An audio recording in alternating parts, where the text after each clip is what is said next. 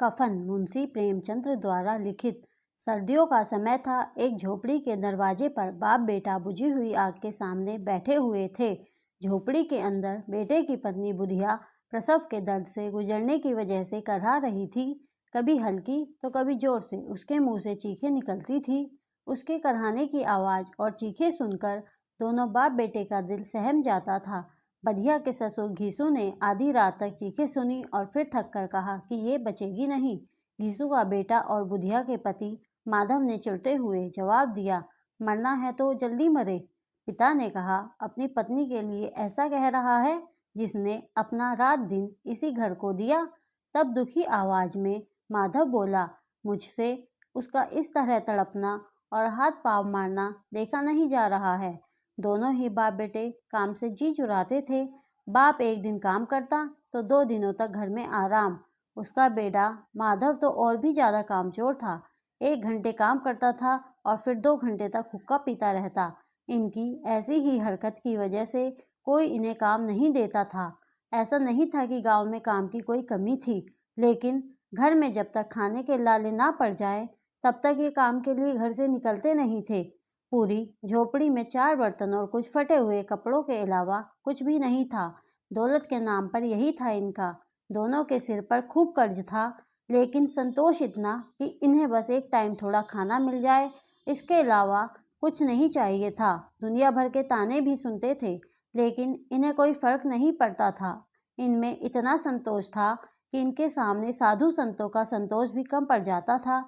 जब बहुत ज़रूरत पड़ती थी तो बाप पेड़ से कुछ लकड़ियाँ तोड़ता और उसका बेटा उन्हें बेचकर कुछ पैसा ले आता था। ये पैसा जब तक इनके पास होता तब तक दोनों में से एक भी काम करने के लिए नहीं जाते थे। अगर कभी घर में खाने को कुछ ना होता तो आस पड़ोस के खेतों से कभी आलू ले आते तो कभी गन्ना। आखिर गाँव था ही किसानों का ही। किसी न किसी खेत में मौसम के अनुसार कुछ ना कुछ मिल ही जाता था। इसी तरह से घीसू ने अपनी जिंदगी के 60 साल काट लिए थे। आज भी बाहर आग के पास बैठकर किसी के खेत से लाए आलू को भूनकर दोनों बाप बेटे खा रहे थे और बुधिया अंदर दर्द से तड़प रही थी। माधव की बुधिया से कुछ साल पहले ही शादी हुई थी। उसने घर को अच्छे से संभाल लिया था, लेकिन माधव और घीसू और भी कामचोर हो गए थे। अभी दोनों के मन में था कि बुधिया जल्दी से दुनिया से चली जाए और वो आराम कर सके। आग में भुना हुआ आलू छीलते हुए घीसू ने अपने बेटे से कहा कि अपनी पत्नी को अंदर देखकर आ जाओ। कुछ हो गया तो पैसे भी नहीं है कोई काम करवाने के लिए। घीसू के बेटे ने अंदर जाने से इनकार कर दिया। उसे डर था कि कहीं उसका पिता सारे आलू ना खा जाए। वो बोला कि मुझे डर लगता है, आप ही अंदर जाकर क्यों नहीं देख लेते हैं। माधव के पिता घीसू ने जवाब दिया, कैसा डर, मैं बैठा तो हूँ यहाँ। तुझे पता है, जब तेरी माँ बीमार हुई थी मैं उसके पास 3 दिन तक बैठा था। अगर मैं अंदर जाता हूँ तो उसे शर्म आ जाएगी। ससुर हूँ उसका, वो कैसे मेरे सामने अपने हाथ पांव पटक पाएगी। जवाब में माधव ने कहा, बच्चा हो गया तो क्या करेंगे, हमारे घर में तो कुछ सामान भी नहीं है। माधव बोला, बच्चा आए तो सही एक बार, घर में भी सारा जरूरी सामान आ जाएगा। भगवान सब संभाल लेंगे। कल के दिन यही आस पड़ोस के लोग बच्चा होने पर बिना मांगे घर में ही चीजें देकर जाएंगे। वैसे घीसू के गांव के मेहनती किसानों की भी हालत कुछ अच्छी नहीं थी। सिर्फ वो लोग ही पैसे वाले थे जो किसानों को दबाते या उनका हक मारते थे। घीसू के साथ यही चीज सबसे अच्छी थी कि उसका कोई पैसा नहीं मार सकता था। वो ना तो रात दिन मेहनत करके पैसा कमाता था और ना ही अपना फायदा किसी को उठाने देता था। कोई काम देने आ भी जाए कभी तो 3-4 गुना ज्यादा मजदूरी की रकम बता देता था। घीसू की इसी बात की तसल्ली थी कि वो दूसरों की तरह रात दिन मेहनत करके भी फटेहाल में नहीं था। वो तो मेहनत करता ही नहीं था और अपनी जिंदगी को मजे से जीता था। उसके साथ के लोग मुखिया या गांव का दूसरा ओहदा हासिल कर चुके थे, लेकिन वो गरीब का गरीब ही था। इस बात के लिए गांव के लोग उसे कोसते थे, पर मजाल है कि घीसू को कुछ देर के लिए भी बुरा लगे। घीसू और माधव को भूख इतनी लगी थी कि वो गरम गरम आलू खाकर अपनी जीभ जला रहे थे। आंखों में आंसू निकल रहे थे, लेकिन पेट की आग बुझाने के लिए वो गर्म गर्म आलू को निगलकर उसकी आग को पेट तक पहुंचा देते। ज्यादा गर्म आलू खाने की वजह से दोनों की आंखों से पानी निकल रहा था, पर भूख तेज थी इसलिए दोनों में से कोई रुका नहीं। आलू खाते हुए ही घीसू को 20 साल पहले निकली ठाकुर की बारात में मिली दावत याद आ गई।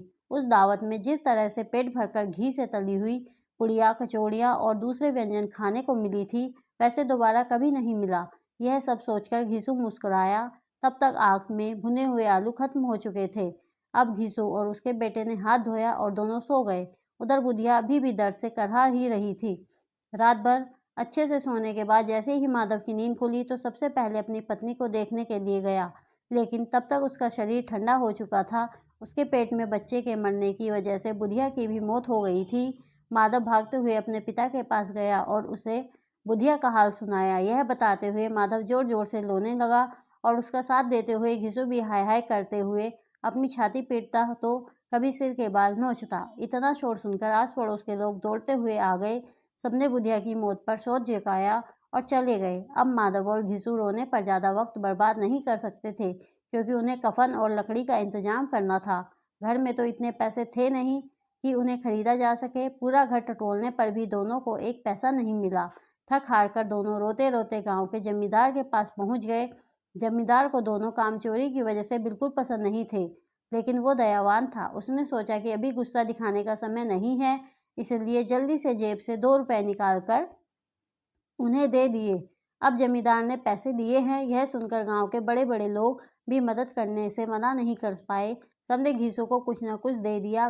घंटे भर में घीसू के पास 5 रुपए अनाज, लकड़ी व अन्य जरूरी सामान जमा हो गया था। बस अब जरूरत थी तो कफन की। दोपहर का समय था। दोनों बाप बेटे कफन खरीदने के लिए 5 रुपए लेकर बाजार चले गए। घीसू ने बाजार पहुंचकर कहा, लकड़ी तो मिल गई है, तो अब एक हल्का सा कफन खरीद लेते हैं। अच्छा खरीद कर भी क्या करेंगे, उसे तो जलना ही है।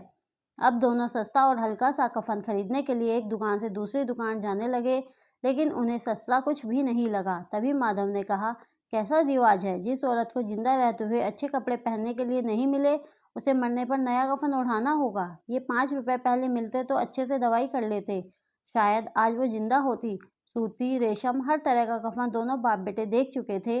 दोपहर से शाम हो चुकी थी, लेकिन दोनों को कुछ भाया नहीं। तभी उन्हें पास में ही एक मैखाना दिखा।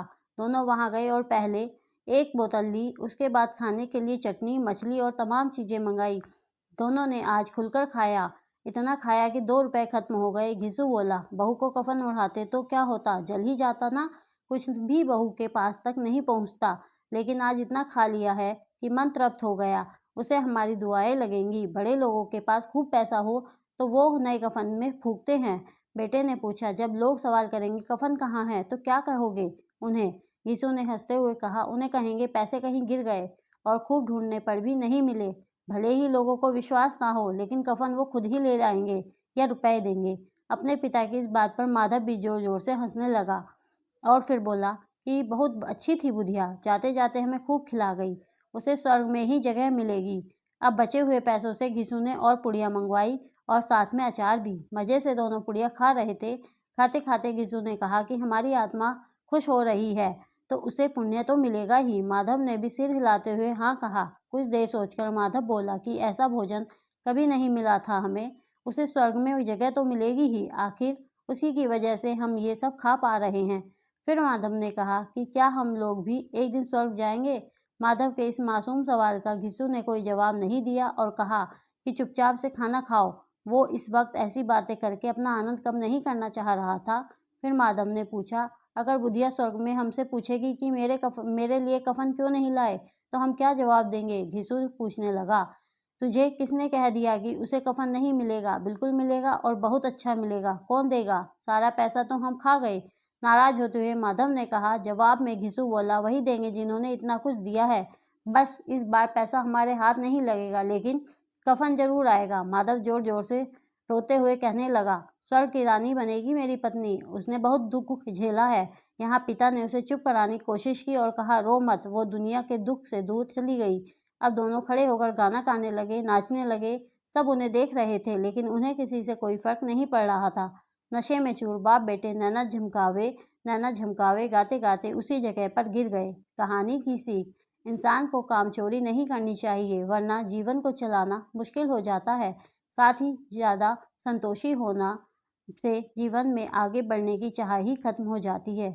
आशा करते हैं आप सभी को ये कहानी पसंद आई हो। अगर कहानी पसंद आई हो तो प्लीज़ चैनल को लाइक, शेयर और सब्सक्राइब कीजिए। धन्यवाद।